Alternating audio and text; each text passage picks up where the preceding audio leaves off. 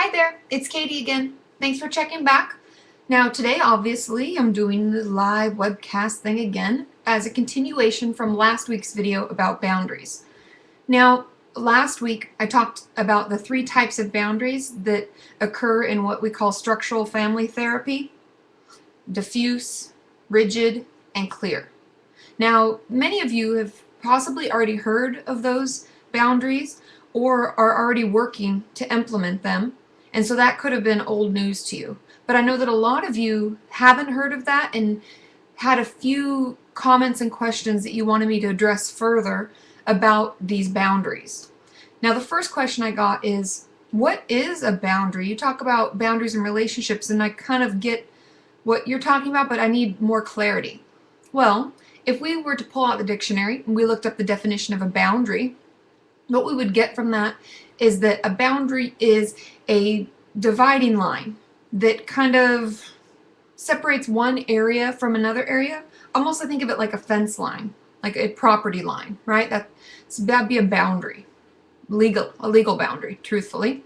And in the same sense, we use the term boundary to describe kind of rules and limits that we want to place on our relationships. Now, I know you're thinking rules and limits, that doesn't sound very loving and warm, but rules and limits don't have to be mean things. It doesn't have to be off-putting to someone, okay? These rules and limits are kind of more of just things that you're comfortable with and things that you're not comfortable with. What do I mean? Like for me, I don't keep my telephone on past 9:30 or 10 o'clock because I'm getting ready to go to bed. And so for me, I'm not going to pick up a phone call from someone at that time because that's almost an invasion of my personal time. Does that make sense? Now let's say I'm spending time out with a girlfriend and we're having dinner together and catching up because I haven't seen her in a while. I'm also not going to take calls during that time. Those are just kind of my own rules and boundaries in my relationships. When I'm spending time with someone, I'm spending quality time with someone. So there's a lot of different boundaries I placed for that kind of a situation. So that's just one example, but I'm sure you have many others for you, especially with a lot of the different toxic friendships we have, or friends that maybe aren't doing so well and you still want them in your life, but you know, you have to be very strict about where you interact with them and how. Maybe it's not around food, things like that, right? Okay, so referencing my notes here. Also, someone asked, how do you know when someone has crossed a boundary? That's kind of hard. And I did a lot of thinking about this, and I even read some of my old groups I used to do. And this is very individualized, but usually, you know that feeling that I was talking about in my toxic friend video about feeling almost emotionally drained, like a lot of people call them emotional vampires? You'll feel that when someone has crossed a boundary. You start to feel exhausted, you start dreading seeing them or talking to them.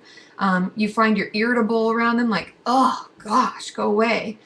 Because they're crossing boundaries probably on a consistent basis. But everybody's going to be different. So just kind of notice how you feel around those healthy people in your life, people that are good for you, and then how you feel maybe around those people who maybe aren't so good for you. Okay? Now, I want to make sure I addressed everything. Oh, and the last thing that was asked was, why would you create boundaries? Are they done in response to something someone's done, like they've already crossed a boundary, and you felt it, and so now you create one? That might be something we do right now while we're getting used to it, is that we create them kind of afterwards. It's a reactive boundary. But more what I'm hoping we can cultivate in our lives is a proactive boundary. So we can let people in our lives know that we're working to better ourselves. People don't need to get a hold of you all the time. Like my phone time that I don't pick up the phone is something that people just respect. I don't have to tell anybody, oh, after 9:30 or 10 o'clock, I don't pick up the phone anymore. They just know, and I'll call them back. It's never that urgent. You know, if it is, they can leave me a message. I'll probably get the message and return it.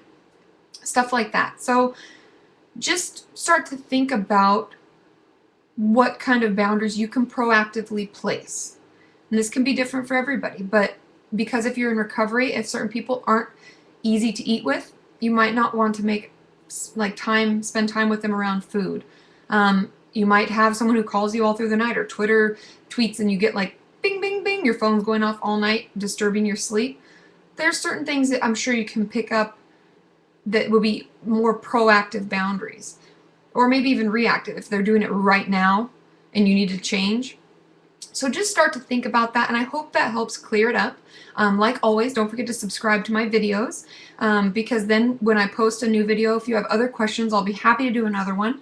Then you'll know about it right away. And also you can follow me on Twitter and check out my website at KatiMorton.com.